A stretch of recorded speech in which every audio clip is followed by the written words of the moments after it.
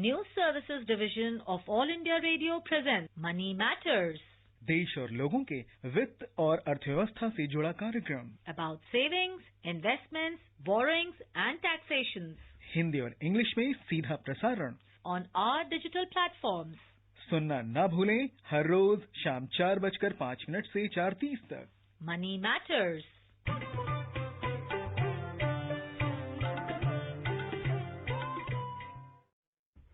Hello, good afternoon and welcome to Money Matters, our daily show on all things to do with personal finance.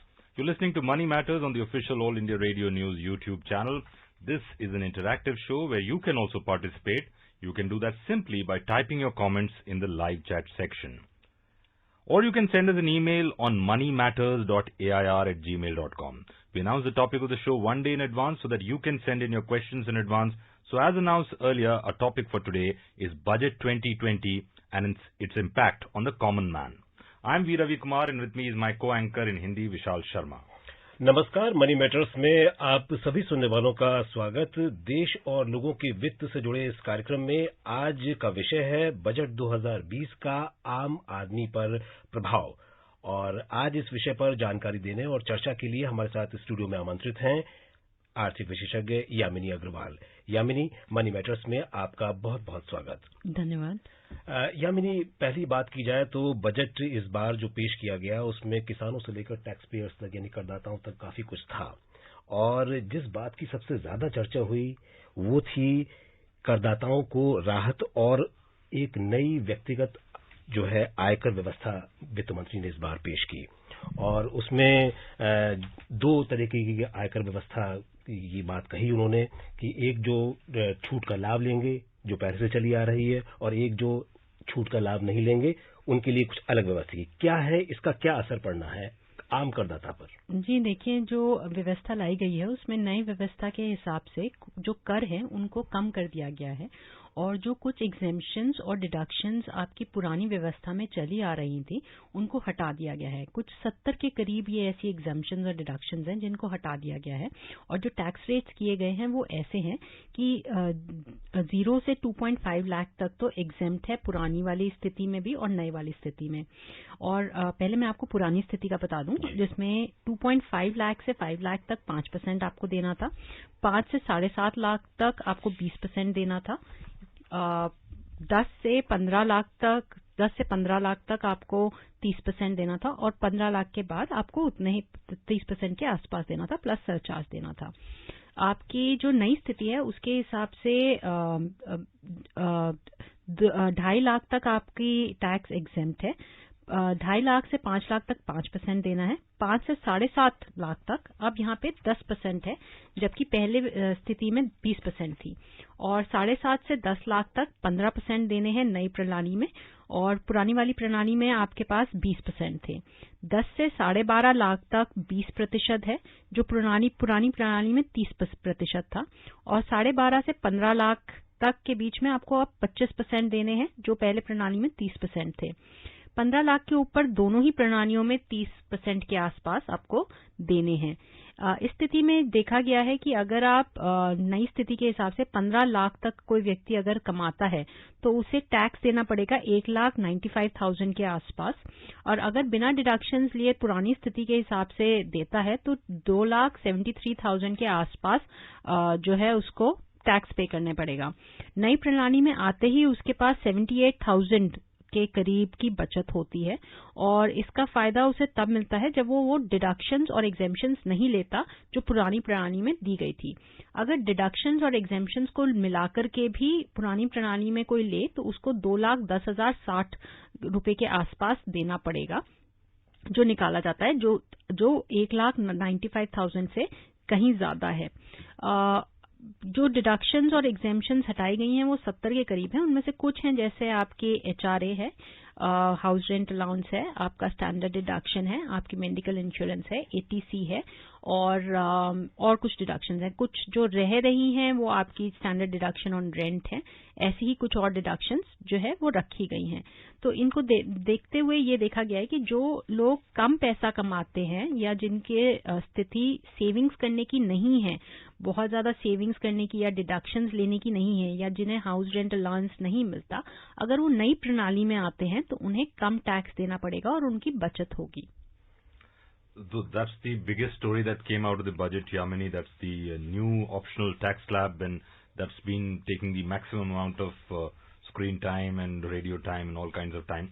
But when we look at the impact on the common man, there was one comment that the Finance Minister Nirmala Sitharaman made in her speech, and that was the nominal growth rate of 10%. Now, nominal growth rate means the inflation rate plus the real growth rate. So now if somebody wants to take that as a common man, anybody who's a salaried person who's going up for an appraisal, let's say 13 months from now in March 2021, should he expect a 10% increase in salary based on that nominal growth rate? Is that a fair expectation? When we talk about nominal growth rate, the nominal growth rate in a GDP is usually determined by calculating the final output that is produced in the economy multiplied with the current prices. And the real growth rate is found out with what has been there, the prices that have been there on the base period. So the difference between the base period prices to the current period prices adjudicates for the real versus the nominal growth rate.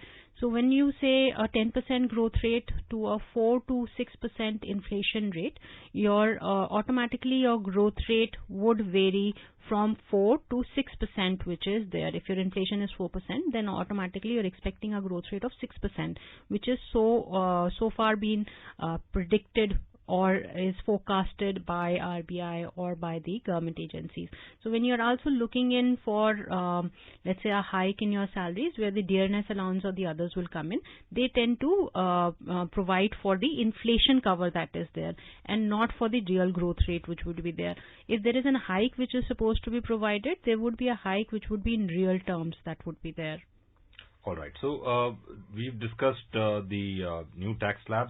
The other thing that came in as a big expectation before the budget as well, and it was complied with in the budget speech, is the dividend distribution tax, which has now been abolished from the companies do not have to pay it. So just talk us through the impact that a common person, let's say somebody who's invested in stocks or mutual funds, what is the impact on that person because of this one move, DDT abolition? So when we talk about dividend distribution tax, it was levied primarily to restrict the corporates from distributing their dividends and to actually put that for the purposes of growth.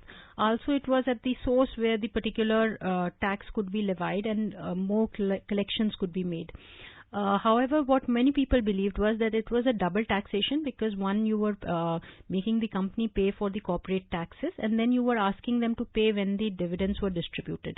Now, dividend distribution tax was being taxed at about 15% plus surcharge and cess which was there, and the companies were paying this distribution tax.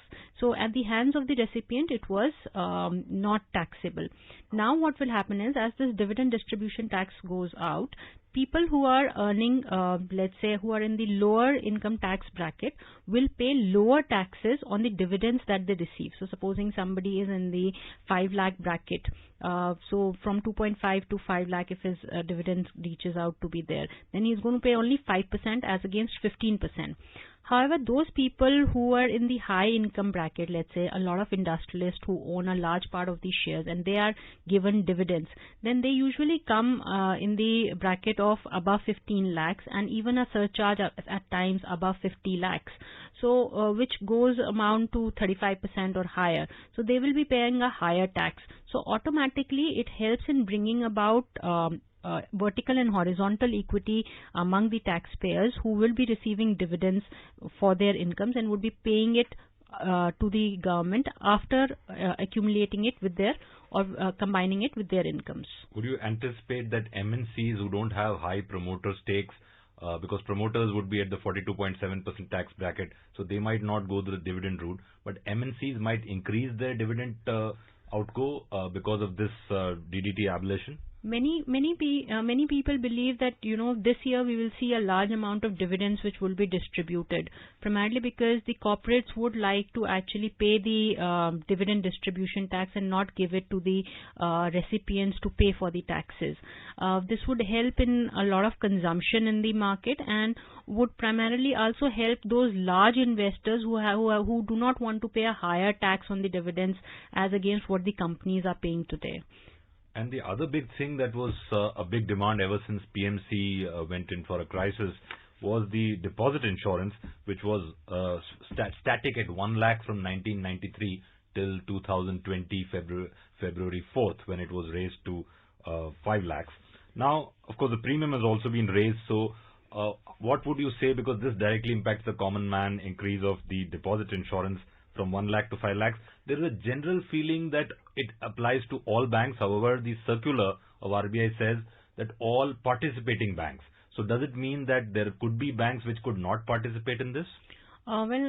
Since all the banks are under the regulation of the RBI, so they are all participating usually in the activities which are there of the banking. And so when we believe about the deposit insurance which is going to be extended, it's going to be extended for all the banks that come under the supervision of RBI. So when we talk about this deposit insurance, this was primarily important because people were losing faith with the PMC crisis which was there in the banking system, and they were scared that how much money would they get in case a bank fails. So this was primarily as a trust build-up measure to keep the system resilient, strong and trustworthy for many of the investors who continue to bank and invest in the banks their entire life savings. जी, और वित्त मंत्री ने यामिनी की इस बार budget में बहुत एक महत्वपूर्ण घोषणा की थी। देश की सबसे बड़ी जो जीवन बीमा कंपनी है, life insurance corporation of India, उसके आईपीओ को लेकर के उसमें डिसइन्वेस्टमेंट किया जाएगा, विनिवेश किया जाएगा। इसको आप कैसे देखते हैं? जी देखिए, सरकार को कोशिश करनी होती है कि वो अपना फिस्कल डेफिसिट एक मैनेजेबल एफआरबीएम के हिसाब से एक मैनेजेबल लिमिट पे रखे।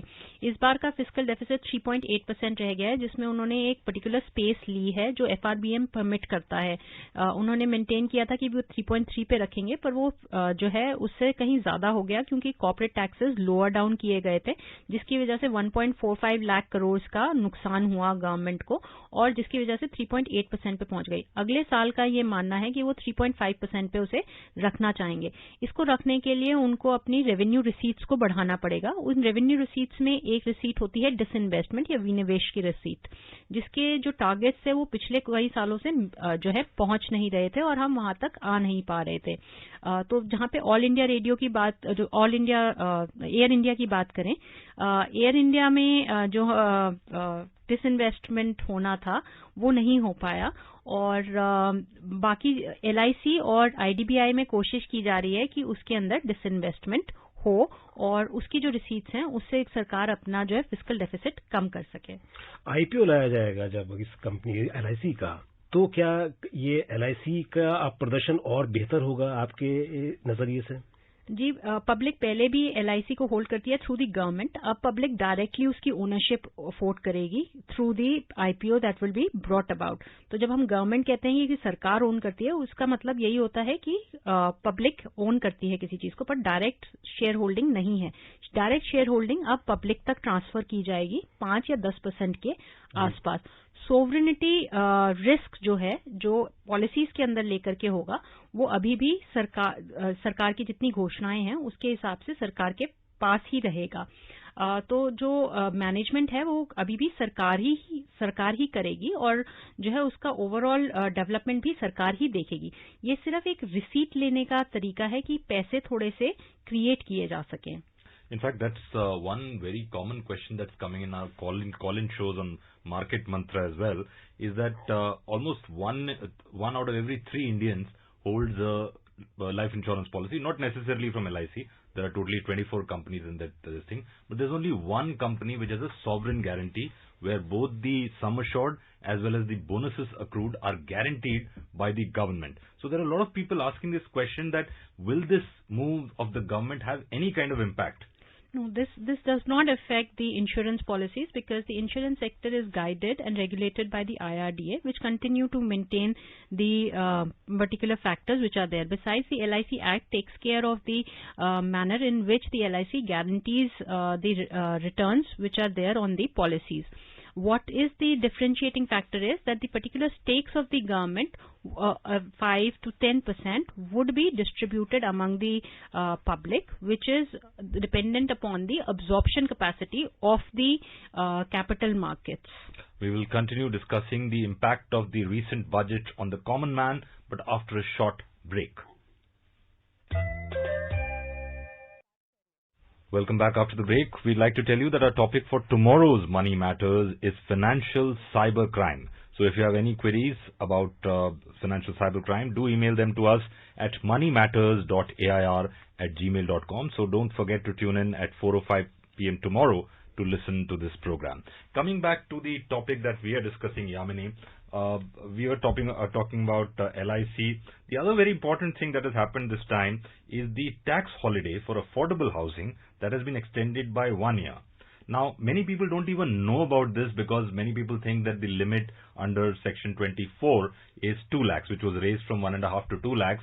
There is an additional 1.5 lakh, that is 2 plus 1.5, that is totally 3.5 lakhs, which is available for affordable housing that was announced in the last budget, and now that has been extended by 1 year. So please talk us through that extra benefit that people can avail. So when you're actually buying a house, you can actually take this house on a loan, and the interest payments which you actually pay on these particular loans are deductible under different sections. So one of the sections in which it is deductible is Section 24, which permits you to pay back the interest up to 2 lakh. But for the affordable housing loans which were there, for houses which were up to 45 lakhs and the loan amount that would amount to about 35 lakhs, it was allowed that an additional limit would be permitted up to 1.5 lakhs. And this particular deduction would be permitted for an additional year which was there, primarily to promote people to buy more and more houses under the affordable category. The rural sector is a bulwark of our economy, if one might say so. And the Prime Minister had mentioned, I think if I recall correctly, in September 2016, that in 6 years, that is by 2022, he would work towards doubling farmers' income on a nominal basis. Now we are already just 2 years shy of that 2022 date. Two very important announcements that have been made by Nirmala Sitharaman in this budget are Krishi Udan and Kisan Rail. Just talk us through those two and how does it impact the common farmer? So when we talk about the agriculture sector has been given an allocation of 2.83 lakh crores, in which one of the 16 plan point plan was laid out, whereby two important plans which were made were Kisan Rail and Krishi Udan. Under the Kisan Rail, there was a seamless national cold supply chain for perishables, inclusive of milk, meat and fish, which the Indian Railways was to set up as this Kisan Rail through the PPP model. The Krishi Udan will be launched by the Ministry of Civil Aviation on the international and the national routes, which will also provide for, let's say, facilitating farmers to move their produces from one place to another. Besides that, there are several other aspects which the particular budget actually identified. One, they also said that, to double the farmers' income, they will be provided with the ability to create solar electricity pumps, solar. They will be able to use solar pumps, and they would also be able to create solar electricity which could be sold to solar grids, whereby they could be now the solar electricity producers and could raise their incomes. Besides talking about horticulture, milk production and fisheries, the targets have been raised in terms of exports as well as in terms of the production, so as to double the farmers' income. About 15 lakh crores is also identified as the agricultural loan credit, which will then be given. Warehousing and cold storage facilities to be enhanced through even the SHGs or through women groups with the help of NABARD is also one of the important factors which is outlined in this particular budget. Another seminal thing that I picked up from this is a paradigm shift that has happened. See, if you go to a bank, the banks if you see a board put up in every bank branch saying that if you want a DD, you should get it within 15 minutes. So there is a charter that the banks have kind of come out with towards the consumer. Hitherto, the tax department kind of had a kind of standoffish view of the taxpayer. But for the first time here, the Finance Minister Nirmala Sitharaman mentioned the concept of a taxpayer charter. Tell us how important that is for a common man. They have been on a continuous basis from the previous budgets and the other budgets have been working on that there should be no harassment of the taxpayer and there should be care taken for whoever is paying the taxes. So faceless, paperless transactions need to be made. Even if you look at the way they are trying to strengthen the e-governance, they have been focusing to a large extent on digitalization frameworks which help the taxpayers to easily pay their taxes, to make appeals and to work out methods in which they can actually easily clear out their disputes. Even in this particular budget, they have talked about how disputes can be cleared without paying for the penalties or the interests which are there. So in this particular taxpayer charter, they tend to protect the taxpayer in terms of what he can appeal for and go in for a faceless appeal which may be more helpful for the people. And in fact, you mentioned that the faceless appeals for income tax, that is something that's been talked about in this budget speech. The other thing, which is now almost going to become an act now, is Vivad Se Vishwas Tak, the tax litigation reduction scheme of the government. Tell us something about how does it impact the common man, because most common people have not gone to the appellate tribunal or the high courts. They generally pay whatever the assessing officer asks them to pay. But how does it impact the common man, if at all, the Vivad Se Vishwas Tak scheme? What happens is when you're getting your tax ITRs assessed, or when we get our ITRs assessed, sometimes there are tax outstanding demands which are made by the assessing officers. And a lot of times while we make an appeal or we are trying to fight out the case, the interest on that tends to be there, and it continues to rise. The outstanding amount continues to rise, and a lot of times we are dissatisfied with the fact the way the disputed amount comes through.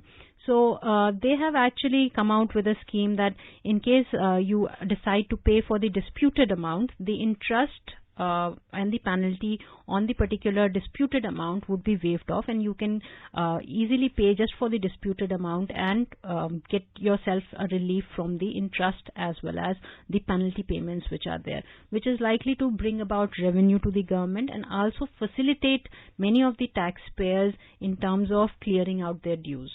A very tricky thing now that we talk about is the fiscal deficit target. The government has done something very, very good in this budget because there was a lot of pressure to kind of act with more fiscal space, but they're stuck to 3.8% this year and 3.5% next year. But how does it affect the bond market? And connected with that is that large banks have been reducing their deposit rates. So where do you see, and small banks have been increasing their deposit rates. So what does a common man do in terms of, because fixed deposit is the most common instrument for savings. So how do you see this affecting the common man vis-a-vis FDs? So primarily what has happened is the RBI has reduced its repo rates by 134 basis points previously, not this monetary policy but previous monetary policies. So what has happened that many of the banks have been asked to transmit this 134 basis point reduction to the loan account holders as well as to the new loan people who are taking up new loans. So whereby many of the banks, since they have to reduce the interest rates given the transmission which is required, they would also have to reduce the interest rates on the deposits that they take. So which includes the savings deposits, current account savings deposits and the fixed deposits which they make. So thereby many of the banks are actually reducing those particular deposit rates as well. So it is best to actually invest in banks which are strong and have strong balance sheets and do not have too much NPAs. Small banks are also good, but if some particular bank gives a very high rate of return on their fixed deposits, one should be extremely careful while making such investments. As far as fiscal deficit is concerned, they need to, the government has said that they will go in for market borrowings, which will take care of the fiscal deficit. Well, Yamini, that's all we have time for in this edition of Money Matters. Once again, the topic for tomorrow's show is financial cybercrime. Do send in your questions on this topic in advance at moneymatters.air@gmail.com. Thank you, Yamini. Thank you, Vishal. And that's a wrap on this edition of Money Matters. Namaskar.